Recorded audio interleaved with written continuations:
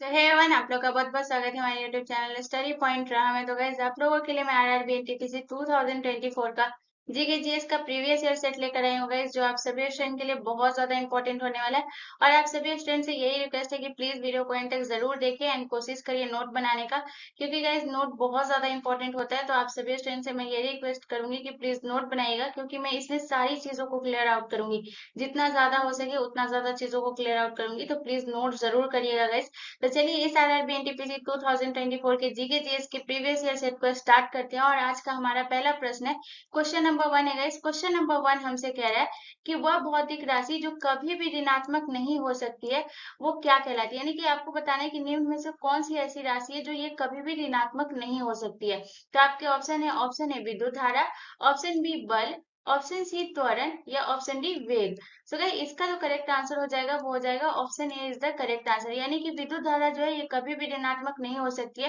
तो यहाँ पे जो है, यहाँ पे सिर्फ आपसे जैसे कि मैं यहाँ पे विद्युत धारा दी हूँ, तो जरूरी नहीं है कि आपको एग्जामिनर भी विद्युत धारा ही दे। तो आपको पता होना चाहिए कि कौन कौन सी राशि जो है जो कभी भी ऋणात्मक नहीं हो सकती है। तो सबसे पहला हो गया आपका विद्युत धारा, ये कभी भी ऋणात्मक नहीं होगी। उसके बाद आपको नोट करते चलना है कि ऐसी कौन कौन सी राशि है जो कभी भी ऋणात्मक नहीं होगी, ये आपको ध्यान रखना है। तो आयतन, आयतन जो है ये भी कभी भी ऋणात्मक नहीं हो सकती है। दूसरा आपको राशि याद रखना है गाइज, ऊर्जा। ऊर्जा जो है ये भी कभी ऋणात्मक नहीं होगी, ये भी आपको ध्यान रखना है, ये हमेशा धनात्मक होगी। तो ये भी आपको ध्यान रखना है। उसका तीसरा आपको याद रखना है दूरी। दूरी जो है गाइज ये भी आपको ध्यान रखना है कि ये भी जो है ये हमेशा धनात्मक होगी, ऋणात्मक नहीं होगी। चौथा आपको याद रखना है, चौथा कौन सा राशि है, तो चौथा आपको याद रखना है समय। समय जो है ये भी गाइज आपका ऋणात्मक नहीं होगा, हमेशा धनात्मक में होगा समय, क्योंकि समय हमेशा आगे की ओर बढ़ता है। तो ये और या फिर दूरी हो गया, तो ये सब हमेशा आगे की ओर बढ़ता है। ठीक है, तो ये सब ऋणात्मक नहीं हो सकता है। उसके बाद आपको गाइस याद रखना है द्रव्यमान। द्रव्यमान भी जो है ये राशि आपका कभी भी नहीं हो सकता है ऋणात्मक, ये धनात्मक होगा। तो इतनी राशि है गाइस जो आपको ध्यान रखना है कि ये कभी भी ऋणात्मक नहीं होगी, हमेशा धनात्मक होगी। तो इसीलिए मैं आपको बोली कि जरूरी नहीं कि आपसे पूछेगा कि विद्युत धारा ही आपको ऑप्शन में दे दे। इसमें से आपको आयतन दे सकता है, ऊर्जा दे सकता है, दूरी दे सकता है, समय दे सकता है या द्रव्यमान दे सकता है। तो ये सारी राशि आपको पता होगी, तभी आप उसका करेक्ट कर पाएंगे आंसर। सो इसको नोट कर लीजिएगा गाइस। और एक और राशि है जो याद रखिएगा, घनत्व। घनत्व भी जो है, इतना राशि जो है ये आपका हमेशा जो है ये धनात्मक होगा, ये ऋणात्मक नहीं होगा। तो इतनी राशि को आपको याद रखना है गाइस, ये आपके लिए बहुत इंपॉर्टेंट है परीक्षा की दृष्टि से। चलिए नेक्स्ट क्वेश्चन की तरफ।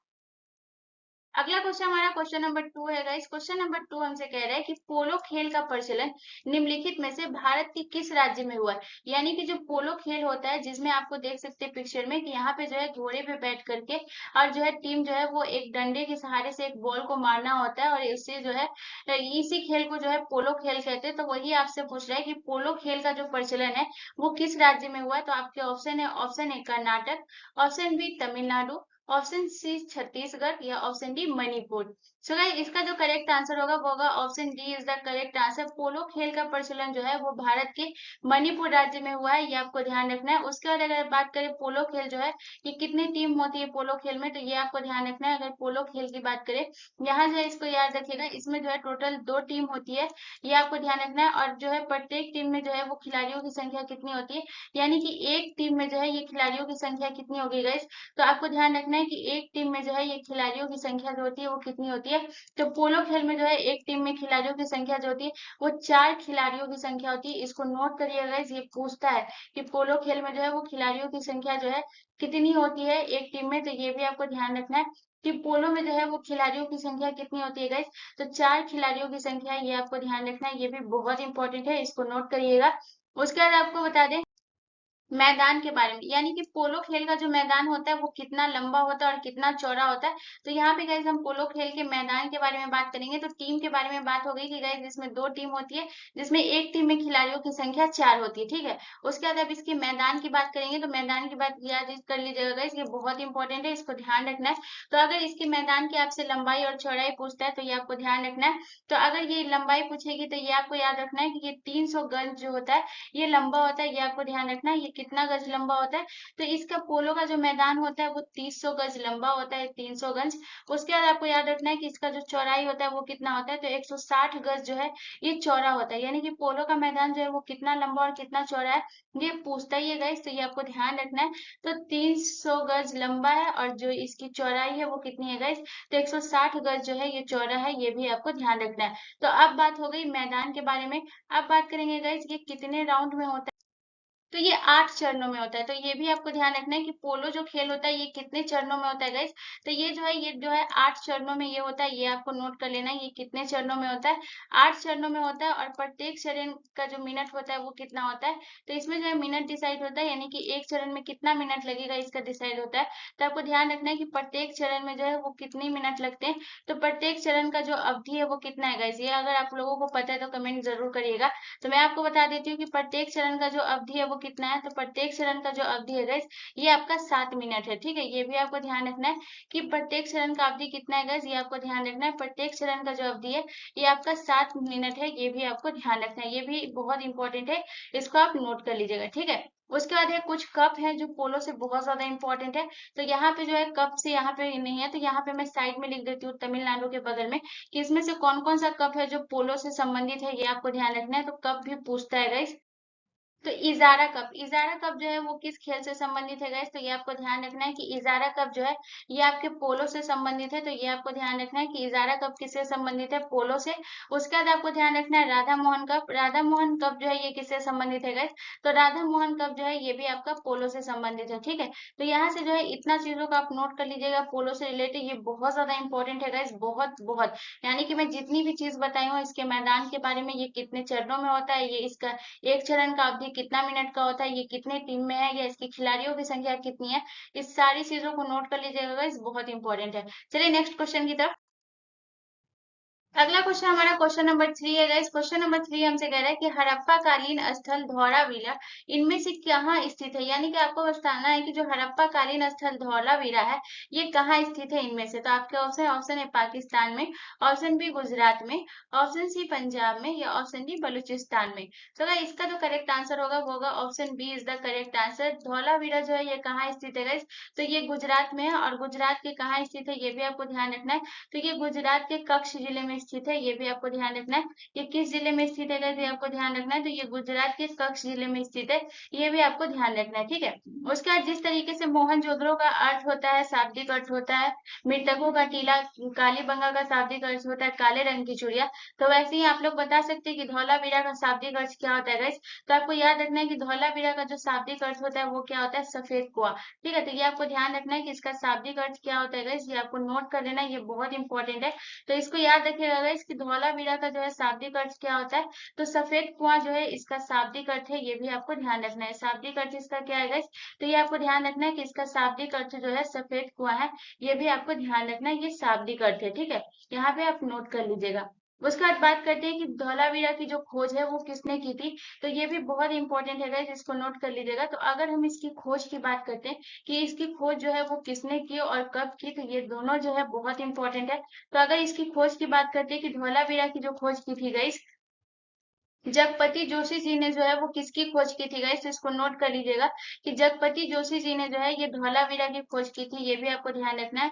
जगपति जोशी जी ने किसकी खोज की थी, तो इसको नोट कर लीजिएगा, जगपति जोशी जी ने धौलावीरा की खोज की थी। अगर आपसे पूछे कि इन्होंने धौलावीरा की खोज कब की थी, तो ये भी आपको याद रखना है कि 1967 में जो है जगपति जोशी जी ने धौलावीरा की खोज की थी। और धौलावीरा का शाब्दिक अर्थ होता है सफेद कुआं, और ये कहाँ स्थित है, तो गुजरात के कच्छ के जिले में।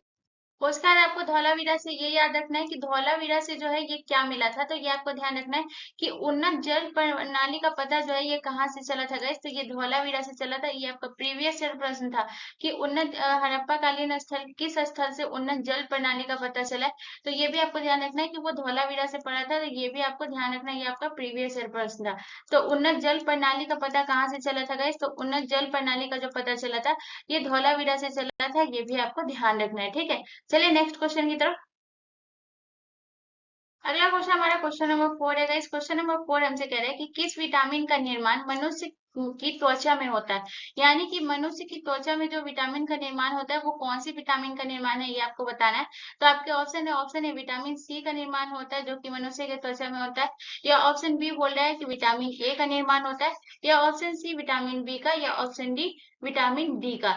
तो गाइस इसका जो करेक्ट आंसर हो जाएगा ऑप्शन डी जो है वो हमारा करेक्ट आंसर हो जाएगा। विटामिन डी का जो है मनुष्य की त्वचा में जो निर्माण होता है वो किस विटामिन का निर्माण होता है, तो विटामिन डी का निर्माण होता है।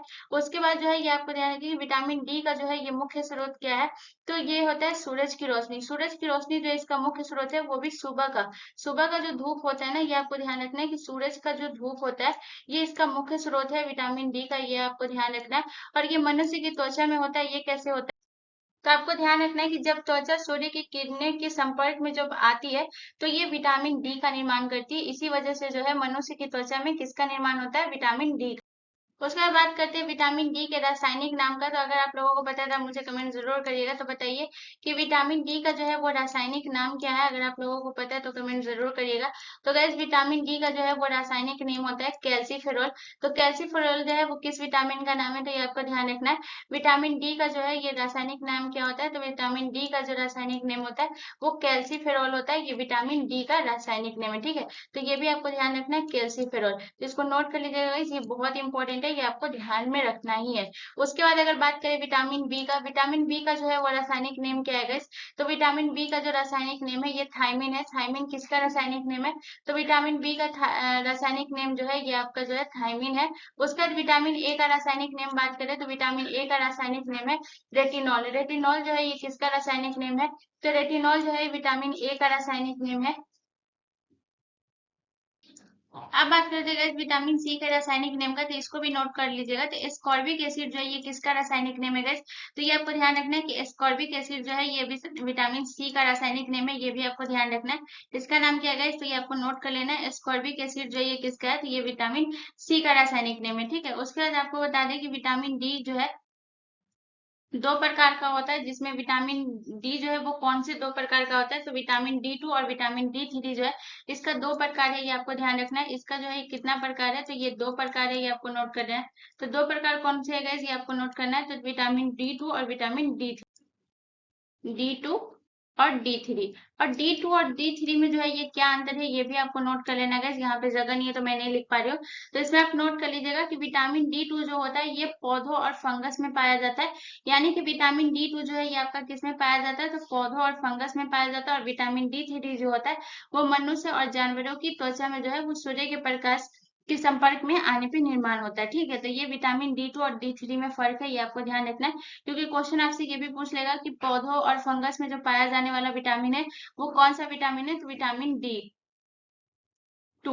तो विटामिन डी टू जो है गाइस ये आप याद रखिएगा, यहाँ पे मैं लिख देती हूँ, ये आपके लिए बहुत इंपॉर्टेंट है, तो इसको नोट कर लीजिएगा कि विटामिन डी टू जो होता है ये क्या होता है गाइस, तो विटामिन डी टू जो होता है ये पौधों और फंगस में पाया जाता है, ये आपको नोट कर लेना है। पौधों और फंगस में पाया जाने वाला कौन सा विटामिन है, तो विटामिन डी टू है, ये भी आपको ध्यान रखना है। ये पौधों और फंगस में पाया जाता है, ठीक है। पौधों और फंगस में पाया जाने वाला ये विटामिन है, ठीक है। तो यहाँ से आपको इतना नोट कर लेना है गाइस, ये बहुत इंपॉर्टेंट है। चलिए नेक्स्ट क्वेश्चन की तरफ। अगला क्वेश्चन हमारा क्वेश्चन नंबर 5 है। इस क्वेश्चन नंबर 5 कह रहा है कि इनमें से कथकली किस राज्य का शास्त्रीय नृत्य है। तो आपको बताना है कि कथकली जो है वो किस राज्य का शास्त्रीय नृत्य है। तो आपके ऑप्शन है तमिलनाडु का, ऑप्शन बी केरल का, ऑप्शन सी असम का, या ऑप्शन डी उत्तर प्रदेश का। तो गैस आपको मैं बता दूं कि शास्त्रीय नृत्य की संख्या जो होती है वो टोटल कितनी शास्त्रीय नृत्य की संख्या है, तो टोटल जो शास्त्रीय नृत्य की संख्या है ये आपको ध्यान रखना है, ये टोटल 8 है। तो 8 जो है ये कौन कौन से है ये भी आपको ध्यान रखना है। तो सबसे पहले आपको याद रखना है भरतनाट्यम। भरतनाट्यम जो है ये आपका कौन सा है, तो ये आपका शास्त्रीय नृत्य है भरतनाट्यम। और भरतनाट्यम जो है ये कहाँ का गाइस, ये भी आपको ध्यान रखना है। तो भरतनाट्यम जो है ये आपको ध्यान रखना है, भरतनाट्यम जो है ये आपके तमिलनाडु का है। दूसरा आपको याद रखना है गाइस, भरतनाट्यम के बाद आपको याद रखना कथकली। कथकली जो है ये कहाँ का है, तो कथकली जो है ये आपके केरल का है, ये भी आपको ध्यान रखना है। तो दूसरा आपका शास्त्रीय नृत्य कौन सा है, कथकली हो गया। तीसरा आपको याद रखना है, तीसरा कौन सा है गाइस, तीसरा हो गया आपका कथक, जो कि उत्तर प्रदेश का, ये आपको ध्यान रखना है। चौथा हो गया आपका कुचिपुड़ी। कुचिपुड़ी जो है ये कहाँ का है, तो कुचिपुड़ी गाइस ये आपको ध्यान रखना है। कुचिपुड़ी जो है ये आपके आंध्र प्रदेश का, ये भी आपको ध्यान रखना है। कुचिपुड़ी कहाँ किस राज्य का शास्त्रीय नृत्य है, तो आंध्र प्रदेश का। उसके बाद आपको याद रखना है मोहिनी अट्टम। मोहिनी अट्टम जो है कहाँ का है guys, ये आपको ध्यान रखना है। तो मोहिनी अट्टम जो है ये केरल का, ये भी आपको ध्यान रखना है। मोहिनी अट्टम किस राज्य का शास्त्रीय नृत्य है? तो मोहिनी अट्टम जो है ये केरल का है, ये भी आपको ध्यान रखना है। उसके बाद जो है ये आपका पांचवा हो गया। छठा में आपको याद रखना है मणिपुर। मणिपुरी का जो है शास्त्रीय नृत्य कौन सा है guys? मणिपुरी का जो है ये मणिपुर से संबंधित है। तो अगर आपसे पूछे कि मणिपुर से जो संबंधित कौन सा शास्त्रीय नृत्य है, तो मणिपुरी। तो ये इसके नाम से ये, तो ये आपको ध्यान रखना है मणिपुरी। उसके बाद है पांचवा, छठा, और उसका बाद आपको याद रखना है सातवां। सातवां जो है ये कौन सा नृत्य है? सातवां आपको याद रखना है, सातवां आपको रखना है सत्रिया। सत्रिया जो है ये कहाँ का है? तो गाइस आपको याद रखना है सत्रिया जो है ये आपके असम का है, और सबसे नया नृत्य यही है। और सबसे पुराना नृत्य जो है ये आपका भरतनाट्यम है। सातवां के बाद आपको याद रखना है आठवां। आठवां जो है ये आपका कौन सा नृत्य है? ओडिसी। ओडिसी जो है ये आपका कहाँ का है गाइस? ओडिसी जो है शास्त्रीय नृत्य आपके उड़ीसा से संबंधित है, ये आपको ध्यान रखना है। ओडिसी किस राज्य का शास्त्रीय नृत्य है? तो ओडिसी जो है गाइस आपको ध्यान रखना है, ये कहाँ का है? उड़ीसा का है, ठीक है।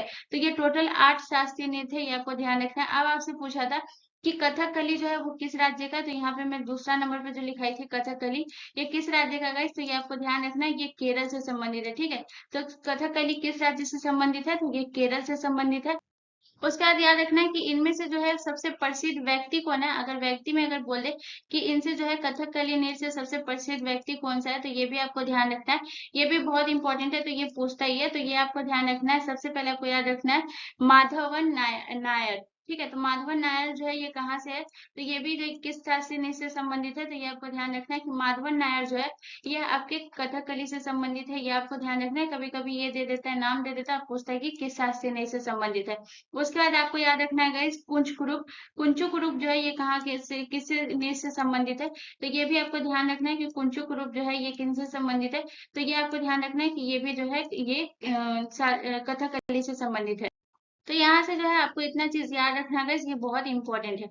चलिए नेक्स्ट क्वेश्चन की तरफ। अगला क्वेश्चन हमारा क्वेश्चन नंबर 6 है गाइस। क्वेश्चन नंबर 6 कह रहा है कि इनमें से कौन सा स्थल गौतम बुद्ध से संबंधित नहीं है, यानी कि आपको बताना है कि कौन सा स्थल है जो गौतम बुद्ध से संबंधित नहीं है। तो आपके ऑप्शन है, option A Bodh Gaya, option B Kushinagar, option C Pawapuri, या option D Sarnath.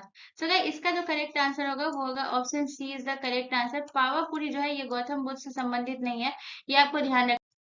So guys अगर पावापुरी की बात करें, पावापुरी जो है ये गौतम बुद्ध से नहीं संबंधित है, तो किससे संबंधित है? तो ये महावीर स्वामी से संबंधित है, ठीक है। तो पावापुरी जो है ये किससे संबंधित है? तो ये महावीर स्वामी से संबंधित है। और महावीर स्वामी की जो है यहाँ जो है क्या हुआ था? तो ये आपको याद रखना है कि यहाँ जो है इनका निधन हुआ था। ये क्या हुआ था गाइस? ये आपको ध्यान रखना है। तो निधन हुआ था, और निधन किनका हुआ था? तो महावीर स्वामी का। इसलिए जो है पावापुरी किससे संबंधित हुआ? ये हुआ महावीर स्वामी से। उसके बाद बात करते हैं बोध गया की। तो बोध गया में जो है गाइस आपको ध्यान रखना है कि बोध गया में क्या हुआ था? ये यहाँ जो है बुद्ध को ज्ञान की प्राप्ति हुई थी। तो बुद्ध को जो है ये बुद्ध से ही संबंधित हुआ, क्योंकि यहाँ इनको ज्ञान की प्राप्ति हुई थी। तो ये भी आपको ध्यान कर लेना है कि बुद्ध को जो है ज्ञान की प्राप्ति कब हुई थी। तो ये आपको ध्यान रखना है कि बुद्ध को ज्ञान की प्राप्ति हुई थी, वो कहाँ हुई थी? तो बोध गया में हुई थी, ये आपको ध्यान रखना है, ठीक है। यहाँ इनको ज्ञान की प्राप्ति हुई थी। उसके बाद बात करते हैं कुशीनगर। कुशीनगर जो है ये कैसे है? तो बुद्ध का जो निधन हुआ था वो कहाँ हुआ था गाइस? ये आपको ध्यान रखना है। तो महावीर स्वामी का निधन हुआ था, जो कि पावापुरी में हुआ था। और बुद्ध का जो निधन हुआ था ये कहाँ हुआ था? तो बुद्ध का जो निधन हुआ था गाइस, ये आपको ध्यान रखना है। बुद्ध का निधन जो है ये कुशीनगर से संबंधित है, ये आपको ध्यान रखना है। यहाँ बुद्ध का निधन हुआ था, ठीक है। उसके बाद सारनाथ की बात करें गाइस, तो सारनाथ में क्या था गाइस? आपको ध्यान रखना है। तो इसमें आपको सारनाथ से ये याद रखना है कि सारनाथ में इनका जो है ये प्रथम उपदेश दिए थे। बुद्ध जो है क्या किए थे गाइस? आपको ध्यान रखना है। तो बुद्ध जो है प्रथम उपदेश दिए थे, वो कहाँ दिए थे गाइस? ये आपको ध्यान रखना है। तो बुद्ध जो प्रथम उपदेश दिए थे ये कहाँ दिए थे? सारनाथ में। तो ये सारनाथ ये सब भी बुद्ध से संबंधित है, लेकिन जो है आपका पावापुरी जो है ये महावीर स्वामी से संबंधित है, क्योंकि वहां उनका निधन हुआ था। बाकी अगर सारनाथ में ये प्रथम उपदेश दिए थे बुद्ध, कुशीनगर जो है ये बुद्ध का निधन हुआ, और बोध गया में बुद्ध को ज्ञान की प्राप्ति हुई। तो यहाँ से आप इतना चीज नोट कर लीजिएगा। चलिए नेक्स्ट क्वेश्चन की तरफ। अगला क्वेश्चन हमारा क्वेश्चन नंबर 7 है गाइस। क्वेश्चन नंबर 7 कह रहा है कि निम्नलिखित में से सूर सागर किसकी प्रसिद्ध पुस्तक है, यानी कि आपको बताना है कि सूर सागर जो है ये किसकी प्रसिद्ध पुस्तक है। तो आपके ऑप्शन है, ऑप्शन ए तुलसीदास की, ऑप्शन बी मुंशी प्रेमचंद्र की, ऑप्शन सी विष्णु शर्मा की, या ऑप्शन डी सूरदास की। सो गाइस इसका जो करेक्ट आंसर होगा वो होगा option D is the correct answer. सूर सागर जो है ये किसकी प्रसिद्ध पुस्तक है? सूरदास। उसके बाद बात करें ये सूर सागर जो है ये किस भाषा में थी, तो ये भी आपको ध्यान रखना है कि ये ब्रज भाषा में रचित पुस्तिका थी। ये भी आपको ध्यान रखना है ये किस भाषा में रचित पुस्तिका थी, तो ये ब्रज भाषा में जो है ये रचित पुस्तिका थी। ये भी आपको ध्यान रखना है, ठीक है। उसके बाद आपको याद रखना है कि इस पुस्तक में जो है ये क्या था, तो आपको याद रखना है कि भगवान कृष्ण की लीलाओं के बारे में जो है पुस्तक में था। ये भी आपको ध्यान रखना है। तो ये क्या था गाइस, ये तो इसमें जो है कृष्ण की लीलाओं के बारे में जो है बताया गया। तो ये भी आपको ध्यान रखना है कि ये पुस्तक किससे संबंधित है, तो भगवान कृष्ण की जो है ये लीलाओं से संबंधित है। ये भी आपको ध्यान रखना है। उसके बाद जो है ये किन्होंने लिखा था, तो सूरदास ने लिखा था। ये भी आपको ध्यान रखना है, ठीक है।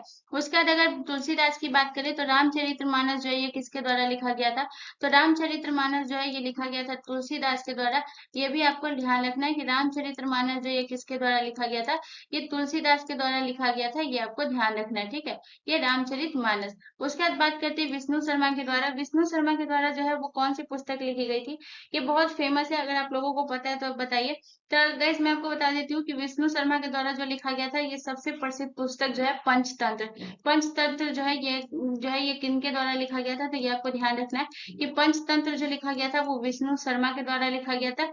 उसके बाद बात करते हैं मुंशी प्रेमचंद्र। बताइए मुंशी प्रेमचंद्र से जो है वो कौन सी पुस्तक लिखी गई थी, तो ये आपको ध्यान रखना है कि रंगभूमि। रंगभूमि जो है ये किन्होंने लिखा था, तो ये आपको ध्यान रखना है कि रंगभूमि हो या फिर करम भूमि हो, ये किनके द्वारा लिखा गया था, तो ये मुंशी प्रेमचंद्र के द्वारा लिखा गया था। रंगभूमि हो, और आपको दूसरा याद रखना है कर्म भूमि। यानी कि ये जो भूमि से अगर आ जाए तो आपको याद रखना है कि ये मुंशी प्रेमचंद्र के द्वारा लिखा गया था।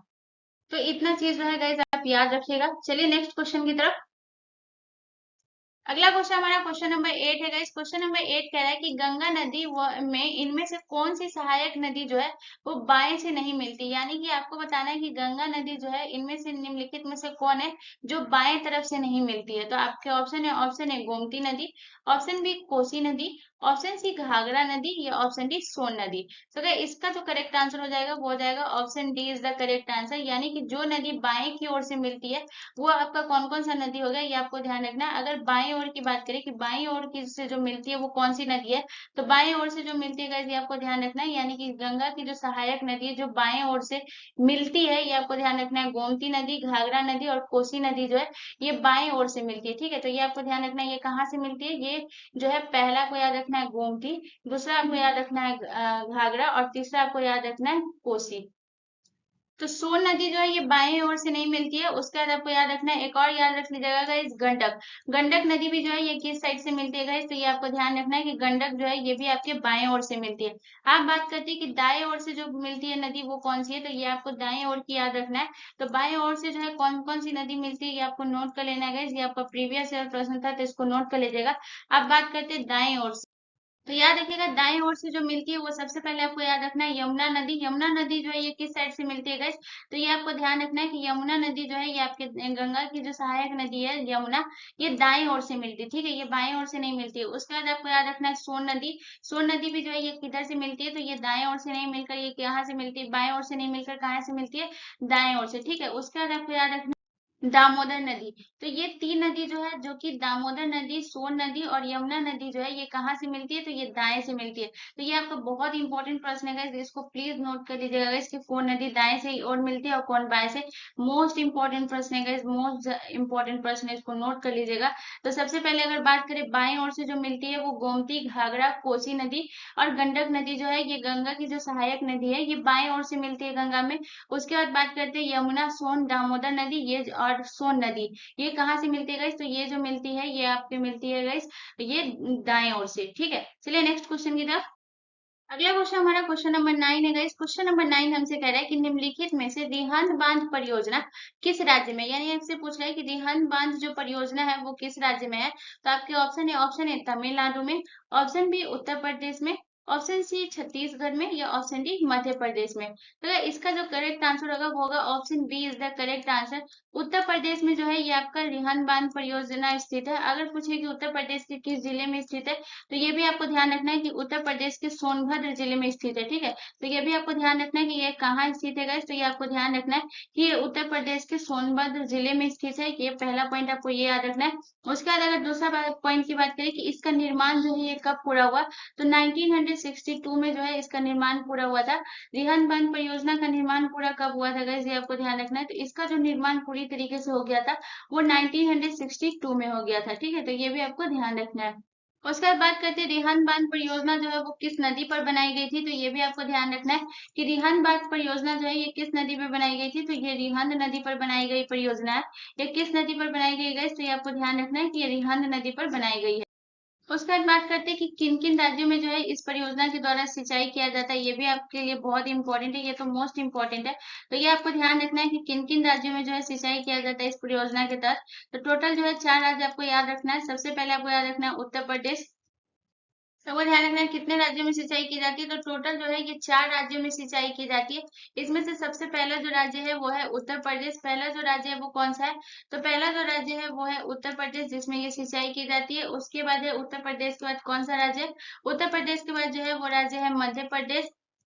4 राज्य में कौन-कौन से, उत्तर प्रदेश, मध्य प्रदेश, उसके बाद जो राज्य बनता है वो कौन सा राज्य है, उसके बाद जो है छत्तीसगढ़, और छत्तीसगढ़ और उसके बाद जो कौन सा राज्य, छत्तीसगढ़ के बाद बिहार। यानी कि टोटल 4 राज्यों में जो है, ये आपको ध्यान रखना है, टोटल 4 राज्यों में जो है इसमें सिंचाई की जाती है। इस परियोजना के द्वारा जो है कितने राज्यों में सिंचाई की जाती है, तो टोटल 4 राज्यों में सिंचाई की जाती है, जिसमें से उत्तर प्रदेश, मध्य प्रदेश, छत्तीसगढ़ और बिहार। तो यहाँ से गाइस आप इतना याद रखिएगा कि किस नदी पर है, किन किन राज्यों को जो है यहाँ से सिंचाई की जाती है, और इसका निर्माण जो है ये कब पूरा हुआ, और ये किस राज्य में स्थित है। चलिए नेक्स्ट क्वेश्चन की तरफ। अगला क्वेश्चन हमारा क्वेश्चन नंबर 10 है गाइस। क्वेश्चन नंबर 10 हमसे कह रहा है कि राष्ट्रीय डेयरी अनुसंधान कहाँ स्थित है। तो आपको बताना है कि राष्ट्रीय डेयरी अनुसंधान जो है वो कहाँ स्थित है। तो आपके ऑप्शन है, ऑप्शन ए जमशेदपुर में, ऑप्शन बी करनाल में, ऑप्शन सी गांधीनगर में, या ऑप्शन डी बंगलुरु में। तो इसका जो करेक्ट आंसर हो जाएगा वो हो जाएगा option B is the correct answer. Karnal में जो है ये आपका राष्ट्रीय डेयरी अनुसंधान है। अगर बोले कि करनाल जो है ये कहाँ स्थित है, तो अगर आपको राज्य दे दे तो ये आपको याद रखना है कि ये हरियाणा के कहाँ स्थित है, हरियाणा के करनाल जिले में स्थित है, ये आपको ध्यान रखना है। उसके बाद बात करते राष्ट्रीय डेयरी की अनुसंधान की जो है ये स्थापना कब हुई थी गाइस, तो ये आपको ध्यान रखना है। इसकी जो स्थापना हुई थी ये 1923 में हुई थी गाइस, ये आपको ध्यान रखना है। इसकी स्थापना जो है कब हुई थी गाइस, ये आपको ध्यान रखना है कि 1923 में जो है राष्ट्रीय डेयरी अनुसंधान की स्थापना हुई थी, ये आपको ध्यान रखना है। उसके बाद अगर बात करें गांधीनगर, गांधीनगर में जो है ये आपका कौन सा अनुसंधान है, तो गांधीनगर में जो है ये आपका प्लाज्मा अनुसंधान है। तो प्लाज्मा अनुसंधान कहाँ है गाइस, ये आपको ध्यान रखना है। तो प्लाज्मा अनुसंधान जो है ये आपका गांधीनगर में है, और गांधीनगर जो है ये कहाँ पड़ता है गाइस, अगर आप लोगों को पता है तो कमेंट करिए। तो प्लाज्मा अनुसंधान जो है कहाँ है, तो प्लाज्मा अनुसंधान जो है ये आपके गांधीनगर में है।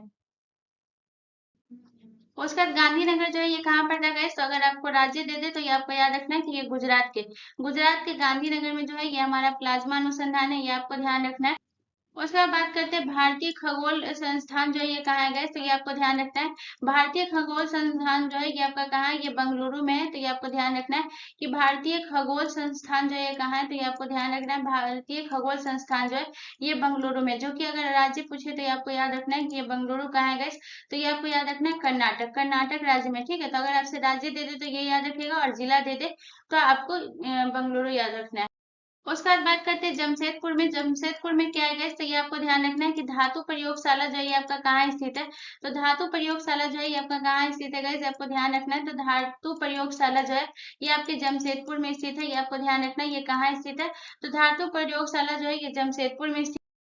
और इसकी स्थापना हुई थी वो कब हुई थी, तो 1950 में जो है वो पंडित जवाहरलाल नेहरू के द्वारा जो है इसकी स्थापना की गई थी। तो यहाँ से जो है आप इतना चीज याद रखिएगा, ठीक है। चलिए नेक्स्ट क्वेश्चन की तरफ। अगला क्वेश्चन हमारा क्वेश्चन नंबर 11 है गाइस। क्वेश्चन नंबर 11 हमसे कह रहा है कि भारत में बौद्ध स्तूपों के बारे में कौन सा कथन जो है ये गलत है। तो आपको बताना है कि भारत में जो है कौन सा कथन जो है ये गलत है, जो कि बौद्ध स्तूपों के बारे में। तो आपका ऑप्शन है, ऑप्शन ए आपसे कह रहा है कि बौद्ध स्तूप जो है ये ग्रामीण इलाकों में स्थित थे। ऑप्शन बी आपसे कह रहा है कि अशोक ने स्तूप उपासना को प्रचलन में लाने के लिए महत्वपूर्ण भूमिका निभाई थी। ऑप्शन सी आपसे कह रहा है कि बौद्ध स्तूप जो है वो बुद्ध और अन्य मठ वासियों और स्मृत शेषों का आधान भंडार थे, यानी कि भंडार थे। और ऑप्शन डी आपसे कह रहा है कि बौद्ध स्तूप जो है वो व्यापार मार्गों के नजदीक स्थित है। तो गाइस इसका जो करेक्ट आंसर होगा वो होगा ऑप्शन ए। इसमें जो है कौन सा गलत गलत कथन है गाइस, तो ऑप्शन ए जो है ये आपका गलत कथन है, क्योंकि बौद्ध स्तूप जो है ये ग्रामीण इलाकों में स्थित नहीं था। अगर बात करें तो ये शहरों शहरों में था, ठीक है, ये किस में था स्थित। तो गाइस आपको याद रखना है कि ये शहर के इलाके में स्थित था, ये भी आपको ध्यान रखना है। तो ये ग्रामीण इलाकों में स्थित नहीं था, ठीक है। चलिए नेक्स्ट क्वेश्चन की तरफ। अगला क्वेश्चन हमारा क्वेश्चन नंबर 12 है गाइस। क्वेश्चन नंबर 12 कह रहा है कि निम्नलिखित में से पवन की गति से किससे मापा जाता है, यानी कि पवन की गति को जो है वो किससे मापा जाता है, ये आपसे पूछ रहा है। तो बताइए कि पवन की गति जो है ये किसको मापा जाता है। तो आपके ऑप्शन है, ऑप्शन ए साइनोमीटर से मापा जाता है, ऑप्शन बी एक्टिनोमीटर से मापा जाता है, ऑप्शन सी ओपिसोमीटर से मापा जाता है, या ऑप्शन डी एनीमोमीटर से मापा जाता है। सो गाइस पिक्चर में जो आप देख रहे हैं, अगर आप लोगों को पता है कि ये कौन सा मीटर है तो इससे आप लोगों को पता चल जाएगा। तो गाइस मैं आपको बता देती हूँ कि पवन की गति जो है वो किससे मापा जाता है।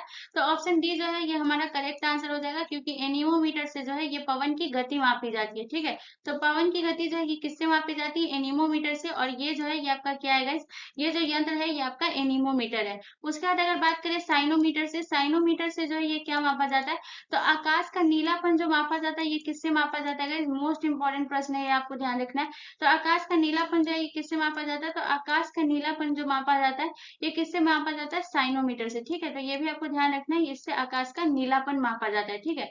क्या मापा जाता है, तो आकाश का नीलापन जो है ये मापा जाता है। उसके बाद अगर बात करते हैं ओपिसोमीटर की, तो इससे जो है ये क्या मापा जाता है गाइस, तो आपको याद रखना है कि ओपिसोमीटर से जो है ये आपका दूरी मापा जाता है।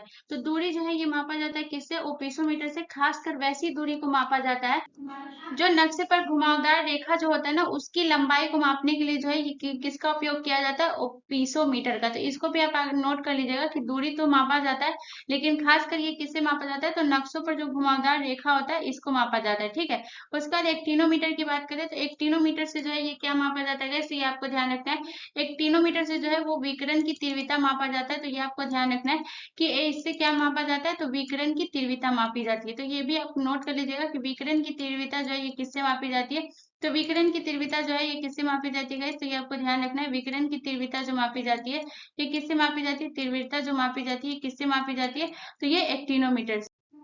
तो ये आपको ध्यान रखना है, ठीक है। चलिए नेक्स्ट क्वेश्चन की तरफ। अगला क्वेश्चन हमारा क्वेश्चन नंबर 13 है। इस क्वेश्चन नंबर 13 कह रहा है कि सुल्तानपुर पक्षी अभयारण्य जो है वो निम्नलिखित में से किस राज्य में है। तो आपको बताना है कि जो सुल्तानपुर पक्षी अभयारण्य जो है वो किस राज्य में स्थित है। तो आपके ऑप्शन है, ऑप्शन ए उत्तराखंड में, ऑप्शन बी हरियाणा में, ऑप्शन सी आंध्र प्रदेश में, या ऑप्शन डी मध्य प्रदेश में। तो अगर सुल्तानपुर पक्षी अभयारण्य जो है ये हरियाणा में स्थित है, तो ऑप्शन बी हमारा करेक्ट आंसर हो जाएगा। ये कहाँ स्थित है, तो हरियाणा में। और अगर पूछे कि हरियाणा के किस जिला में स्थित है, तो ये भी आप याद रखिएगा कि ये हरियाणा के गुड़गांव जिले में स्थित है। ये कहाँ स्थित है गाइस, ये आपको ध्यान रखना है। तो गुड़गांव जिले में जो है ये कहाँ स्थित है, तो ये गुड़गांव जिले में स्थित है आपके सुल्तानपुर पक्षी अभयारण्य। उसका जो है सेकंड पॉइंट आपको ये नोट करना है कि जो सुल्तानपुर पक्षी अभयारण्य की जो है ये इसकी स्थापना कब हुई थी गाइस, तो ये आपको ध्यान रखना है कि सुल्तानपुर पक्षी अभयारण्य की जो स्थापना हुई थी वो 1989 में जो है इसकी स्थापना हुई थी। तो इसकी स्थापना कब हुई थी गाइस, ये आपको ध्यान रखना है। तो 1989 में जो है इसकी स्थापना हुई थी। उसके बाद उत्तराखंड की बात करते हैं। उत्तराखंड में जो है हमारा कौन सा पक्षी अभयारण्य गाइस, ये आप ध्यान रखिएगा। तो उत्तराखंड में जो है हमारा आसान बैराज पक्षी अभयारण्य जो है ये कहाँ स्थित है, तो ये उत्तराखंड में स्थित है। ये भी आपको ध्यान रखना है, ये कहाँ स्थित है आसान बैराज पक्षी अभयारण्य, तो ये उत्तराखंड में स्थित है, ठीक है। तो पहला पॉइंट आपको ये याद रखना है कि ये कहाँ स्थित है, तो ये उत्तराखंड में। ये सारे जो जितना भी मैं अभी बात करूंगी ना ये सब पक्षी अभयारण्य के बारे में बात करूंगी। तो इसको भी आप ध्यान रखिएगा कि मैं किसके बारे में बात कर रही हूँ। तो उत्तराखंड में आपका कौन सा पक्षी अभयारण्य है, तो आसान बैराज पक्षी अभयारण्य है। उसके बाद आंध्र प्रदेश की बात करें तो आंध्र प्रदेश में हमारा कौन सा पक्षी अभयारण्य है, तो ये आप याद रखिएगा मंजीरा। मंजीरा पक्षी अभयारण्य जो है वो किस राज्य में स्थित है, आपको ध्यान रखना है। तो मंजीरा पक्षी अभयारण्य जो है ये आपके आंध्र प्रदेश में, जो कि ये मोस्ट इंपॉर्टेंट है, ये पूछा गया था आपका प्रीवियस ईयर प्रश्न था कि मंजीरा पक्षी अभयारण्य जो है ये किस राज्य में स्थित है। तो ये आपको ध्यान रखना है कि मंजीरा पक्षी अभयारण्य जो है ये कहाँ स्थित है, ये आपके आंध्र प्रदेश में स्थित है। उसके बाद मध्य प्रदेश की बात करें तो मध्य प्रदेश में जो है ये आपका कौन सा पक्षी अभयारण्य है, तो सरदारपुर पक्षी अभयारण्य जो है ये कहाँ है, तो ये आपको ध्यान रखना है। सरदारपुर पक्षी अभयारण्य जो है ये मध्य प्रदेश में, ये कहाँ है, ये आपको ध्यान रखना है। तो सरदारपुर पक्षी अभयारण्य जो है ये कहाँ है, तो ये मध्य प्रदेश में, ये भी आपको ध्यान रखना है, ठीक है। उसके बाद जो है ये आपको नोट कर लेना है, ये सारे बहुत इंपॉर्टेंट है। चलिए नेक्स्ट क्वेश्चन की तरफ। अगला क्वेश्चन हमारा क्वेश्चन नंबर 14 है। इस क्वेश्चन नंबर 14 कह रहा है कि मौलिक अधिकार के अंतर्गत इनमें से कौन सा अधिकार नहीं आता है, यानी कि आपसे पूछ रहा है कि मौलिक अधिकार के अंतर्गत कौन सा जो है जो इस अधिकार में नहीं आता है, यानी कि मौलिक अधिकार में। तो आपके ऑप्शन है, ऑप्शन ए संपत्ति का अधिकार, ऑप्शन बी समानता का अधिकार, ऑप्शन सी स्वतंत्रता का अधिकार या ऑप्शन डी शोषण के विरुद्ध अधिकार। तो अगर इसका जो करेक्ट आंसर होगा वो होगा option A is the correct answer. संपत्ति का अधिकार जो है वो मौलिक अधिकार के अंतर्गत नहीं आता है। और कैसे नहीं आता, सबसे पहले बात करते हैं मौलिक अधिकार के बारे में। तो मौलिक अधिकार जो है ये आपका किस अनुच्छेद के तहत है? तो अनुच्छेद 12 से लेकर 35 तक जो है इसमें कौन सा है, आपको याद रखना है कि अनुच्छेद 12 से लेकर 35 तक जो है ये हमारे मौलिक अधिकारों के बारे में उल्लेख किया गया। ठीक है, तो मौलिक अधिकारों के बारे में कब किया गया? 12 से लेके 35 तक। ठीक है, उसके बाद आपको याद रखना है कि ये कौन से भाग में, तो ये भी आपको ध्यान रखना है कि मौलिक कर्तव्य जो है ये आपके भाग 3 में है। 12 से लेके 35 तक इसका अनुच्छेद 12 से 35 तक इसका उल्लेख किया गया और ये भाग 3 में है, ये भी आपको ध्यान रखना है। उसके बाद अगर बात करें कि ये संपत्ति का अधिकार, संपत्ति का अधिकार जो है ये पहले मौलिक अधिकार का हिस्सा था, लेकिन जब 44वां संविधान संशोधन हुआ था, ये आपको ध्यान रखना है, 44वां संविधान संशोधन के तहत जो है इसे हटा दिया गया। ठीक है, तो इसे कौन से संविधान संशोधन के तहत हटा दिया गया था? तो ऐसे भी क्वेश्चन पूछता है कि संपत्ति के अधिकार को मौलिक अधिकार से कौन से संविधान संशोधन के तहत हटा दिया गया? तो आपको ध्यान रखना है कि 44वां संविधान संशोधन के तहत जो है ये हटा दिया गया, ये भी आपको ध्यान रखना है। ये संपत्ति के अधिकार को, ठीक है, ये हटा दिया गया, हटा दिया गया। और ये हुआ कब था गाइस? अगर आपसे पूछे कि किस ईयर में हुआ था, तो ये भी आपको ध्यान रखना है। ये जो हुआ था ये आपका 1978 में हुआ था। 1978 में जब आपका 44वां संविधान संशोधन हुआ था, जिसके तहत संपत्ति के अधिकार को हटा दिया गया। आप बात करते हैं कि संपत्ति का अधिकार जो है वो अभी किस अनुच्छेद में, तो ये आपको ध्यान रखना है कि अनुच्छेद 300A में जो है ये अभी संपत्ति का अधिकार है। ये किस में है गाइस? तो ये आपको ध्यान रखना है कि अनुच्छेद 300A में जो है अभी कौन सा है, संपत्ति का अधिकार है। ठीक है, जो कि अभी एक कानूनी अधिकार है, ये आपको ध्यान रखना है। ठीक है, उसके बाद समानता के अधिकार की बात करते हैं, जो कि मोस्ट इंपॉर्टेंट है। तो समानता के अधिकार जो है ये किस अनुच्छेद से किस अनुच्छेद है? तो आपको ध्यान रखना है कि समानता का अधिकार जो है ये अनुच्छेद 14 से लेकर 18 तक जो है इसमें किसकी बात कही गई है? तो अनुच्छेद 14 से लेकर 18 तक जो है इसमें समानता के अधिकार के बारे में वर्णन किया गया है। समानता के अधिकार के बारे में वर्णन किसमें किया गया? 14 से लेकर 18 तक। उसके बाद बात करते हैं स्वतंत्रता का अधिकार। स्वतंत्रता के अधिकार का जो वर्णन किया गया वो किसमें किया गया? तो अनुच्छेद 19 से लेकर के 22 में किसका वर्णन किया गया? तो अनुच्छेद 19 से लेकर 22 में जो वर्णन किया गया वो स्वतंत्रता के अधिकार का वर्णन किया गया, ये आपको ध्यान रखना है। उसका शोषण के विरुद्ध अधिकार, शोषण के विरुद्ध जो अधिकार का वर्णन किया गया है ये आपको ध्यान रखना है। तो शोषण के विरुद्ध अधिकार का जो वर्णन किया गया वो किया गया है 23 से 24। ठीक है, तो ये आपको ध्यान रखना है कि 23 से लेकर 24 तक जो है ये किसका अधिकार किया गया है, अधिकार का वर्णन? तो शोषण के विरुद्ध जो अधिकार का वर्णन किया गया वो अनुच्छेद 23 से लेकर 24 तक किया गया, ये भी आपको ध्यान रखना है। ठीक है, ये भी बहुत इंपॉर्टेंट है, जिसको नोट कर लीजिएगा। चलिए नेक्स्ट क्वेश्चन की तरफ। अगला क्वेश्चन हमारा क्वेश्चन नंबर 15 है गाइस। क्वेश्चन नंबर 15 कह रहा है कि अकबर के द्वारा दास प्रथा का जो अंत है ये कब किया गया था? यानी कि आपसे पूछा है कि अकबर के द्वारा जो दास प्रथा का अंत हुआ था वो कब हुआ था? तो आपके ऑप्शन है 1575 में, ऑप्शन बी 1564 में, ऑप्शन सी 1563 में, या ऑप्शन डी 1562 में। सो इसका जो करेक्ट आंसर हो जाएगा वो हो जाएगा option D is the correct answer. 1562 में जो है वो अकबर के द्वारा क्या हुआ था गाइस, आपको ध्यान रखना है। 1562 में जो है ये इन्होंने क्या किया था, दास प्रथा का अंत किया था। अकबर के द्वारा दास प्रथा का अंत कब हुआ था गाइस, नोट कर लीजिएगा। तो अकबर के द्वारा जो है वो दास प्रथा का अंत हुआ था वो 1562 में हुआ था। ठीक है, तो ये आपको ध्यान रखना है कि इन्होंने दास प्रथा का अंत कब किया था, तो 1562 में। उसके बाद बात करते हैं 1575। 1575 भी बहुत इंपॉर्टेंट है, याद रखिएगा। तो 1575 में जो है वो अकबर के द्वारा क्या किया गया था गाइस, आपको ध्यान रखना है। तो इबादत खाना की स्थापना जो है ये कब की गई थी गाइस, ये आपको ध्यान रखना है। तो इबादत खाना की जो स्थापना की गई थी अकबर के द्वारा, ये कब की गई थी गाइस? तो इबादत खाना की जो स्थापना की गई थी वो 1575 में की गई थी, ये भी आपको ध्यान रखना है। तो अकबर ने इबादत खाना की स्थापना कब की थी? तो 1575 में। उसके बाद 1563 की बात करें गाइस, 1563 में इन्होंने क्या किया था, तो तीर्थ यात्रा कर को जो है समाप्त किया था, ये आपको ध्यान रखना है। तो 1575 में इन्होंने क्या किया था गाइस, इसको नोट कर लीजिएगा। तो यात्रा जो कर था, इसमें जो तीर्थ यात्रा जो कर था इसको जो समाप्त किया था अकबर ने, ये कब किया था? तो तीर्थ यात्रा कर को जो समाप्त किया था वो क्या था गाइस, 1563 में। ठीक है, तो ये भी बहुत इंपॉर्टेंट है, पूछा गया था कि तीर्थ यात्रा कर को जो समाप्त कब किया गया था अकबर के द्वारा, तो 1563 में। उसके बाद 1564 की बात करें, इन्होंने 1564 में जो है कौन सा कर समाप्त किया था? मोस्ट इंपॉर्टेंट क्वेश्चन है कि जजिया, जजिया कर को जो है समाप्त कब किया था गाइस, ये आपको ध्यान रखना है। तो जजिया कर को जो इन्होंने समाप्त किया था वो 1564 में किया था, ये भी आपको ध्यान रखना है। जजिया कर को कब समाप्त किया था? तो जजिया कर को जो समाप्त किया था गाइस, ये आपको नोट कर लेना है 1564 में। ठीक है, तो यहाँ से आपको इतना चीज याद रखना है। चलिए नेक्स्ट क्वेश्चन की तरफ।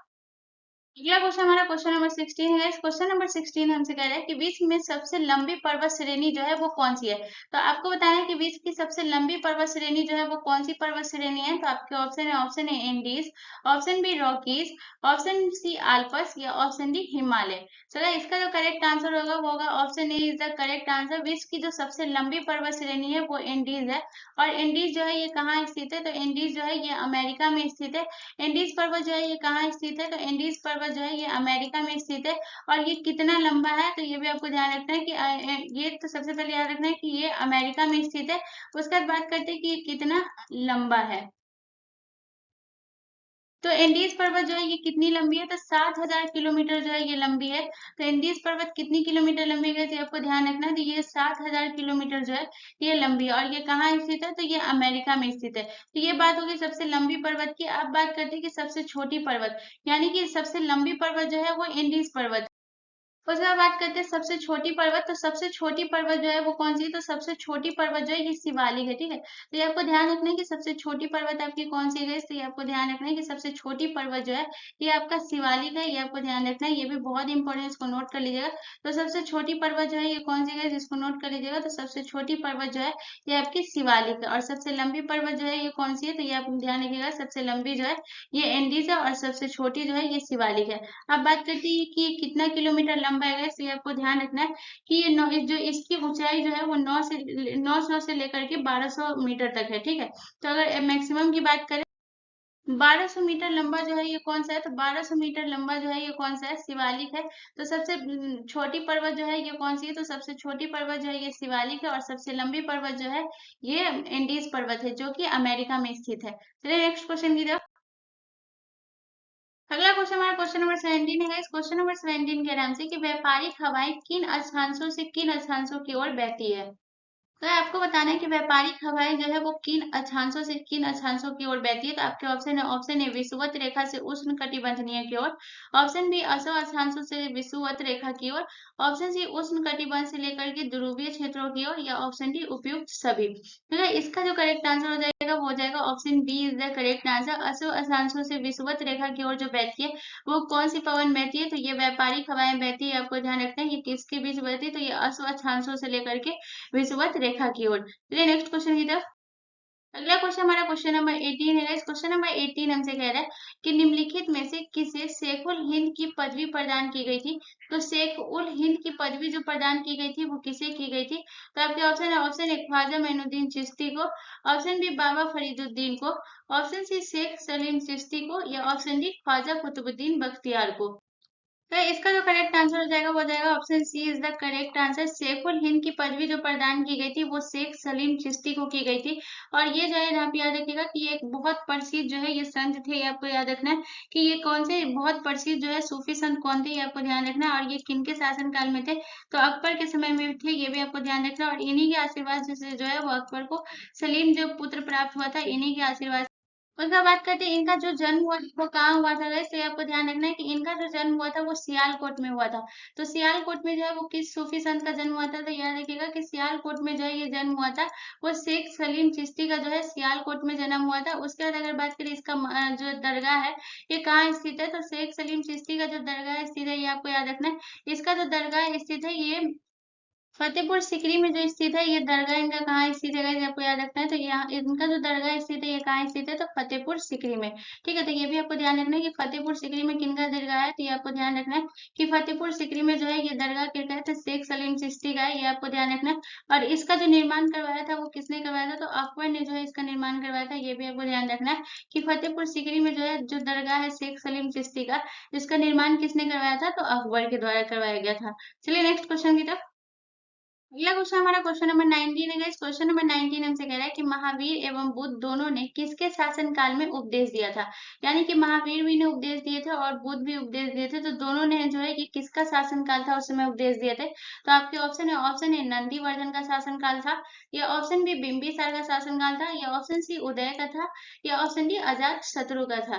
तो इसका जो करेक्ट आंसर होगा वो होगा option B is the correct answer. इन्होंने जो शासन काल में जो है किसके शासनकाल में उपदेश दिया था, महावीर और बुद्ध जो है ये दोनों बिंबिसार के शासनकाल में उपदेश दिए थे। उसके बाद बात करते हैं कि बिंबिसार का जो है ये शासनकाल कब से कब तक था गाइस, ये भी आप ध्यान रखिएगा, ये बहुत इंपॉर्टेंट है। तो बिंबिसार का जो शासनकाल था गाइस आप याद रखिएगा, तो बिंबिसार का जो शासनकाल था वो 544 से लेके 492 ईसा पूर्व जो है इसका शासनकाल था। 544 से लेकर के 492 जो है किसका शासनकाल था, ये बिंबिसार का था, यानी कि 544 से लेकर के 492 ईसा पूर्व ये किसका शासनकाल था, बिंबिसार का। उसका आपको याद रखना है कि बिंबिसार ने जो है कि किसको अपनी राजधानी बनाया था, तो ये आपको ध्यान रखना है कि राजगिरी को जो है बिंबिसार ने किस राजधानी बनाया था, तो ये भी आपको ध्यान रखना है कि राजगिरी को राजधानी किसने बनाया था, तो राजगिरी को राजधानी जो बनाया था वो बिंबिसार के द्वारा बनाया गया था।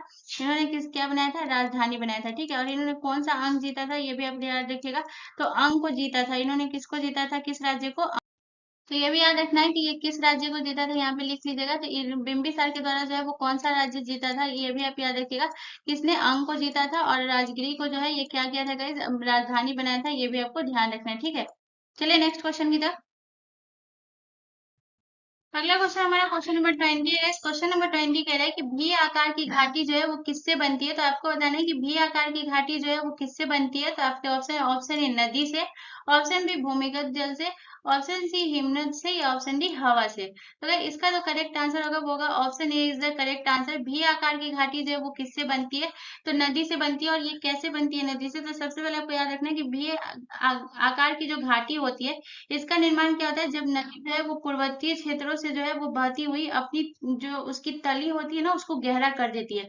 यानी कि अगर आप पिक्चर में देख सकते हैं तो ये जो इस तरीके से जो बह रहा है, यहाँ पे मैं ले लेती हूँ, ये जो इस तरीके से बह रहा है, ये आपको ध्यान रखना है, ये जो इस तरीके से बह रहा है तो ये अपनी तली को है ना क्या करता है, ये गहरा कर देता है। ये क्या करता है, अपनी तली को गहरा कर देता है, जिससे ये किसका निर्माण हो जाता है, तो जिससे अगर ये अपनी तली को गहरा करेगा तो इस तरीके से भी आकार का निर्माण होगा, ठीक है। तो इस तरीके से आपको ध्यान रखना है कि भी आकार की घाटी जो है ये किससे बनती है, तो नदी से बनती है। अब आपको याद रखना है कि कौन कौन सी नदी है जो कि भी आकार घाटी है, ये आपको ध्यान रखना है। तो कौन कौन सी नदी है जो भी आकार की घाटी है, तो सबसे पहले आपको याद रखना है सिंधु। सिंधु नदी जो है ये आपकी कैसी घाटी है, तो सिंधु नदी जो है ये आपकी भी आकार की घाटी है, ये आपको ध्यान रखना है। उसके बाद आपको याद रखना है अलकनंदा नदी। अलकनंदा नदी भी जो है ये किस आकार की घाटी है guys? तो ये आपको ध्यान रखना है कि अलकनंदा नदी भी जो है ये आपकी भी आकार की घाटी है। तो क्वेश्चन आपसे पूछ सकता है कि निम्नलिखित में से कौन सी नदी है जो भी आकार की घाटी है। तो क्वेश्चन इस तरीके से भी है, तो इसमें आपको नदी याद रखना पड़ेगा कि सिंधु नदी जो कि आपकी भी आकार की घाटी है, अलकनंदा नदी जो कि भी आकार की घाटी है, और तीसरा आपको याद रखना है भागीरथी। भागीरथी नदी भी जो है ये आपकी किसकी घाटी है, तो भागीरथी नदी भी जो है guys, ये आपको ध्यान रखना है ये किसकी है, तो ये भी आकार की घाटी है। तो ये तीन नदी जो है ये आपको याद रखना है, ये बहुत इंपॉर्टेंट है, इसको नोट कर लीजिएगा, ठीक है। तो होपफुली गाइस आप लोगों को ये सेशन पसंद आया होगा, मुझे कमेंट करके जरूर बताइएगा कि आपको ये सेशन कैसा लगा। अगर अच्छा लगा होगा तो प्लीज गाइस चैनल को जरूर सब्सक्राइब कर लीजिएगा एंड बेल आइकन पर जरूर क्लिक कर लीजिएगा। मिलते हैं नेक्स्ट वीडियो में गाइस, धन्यवाद।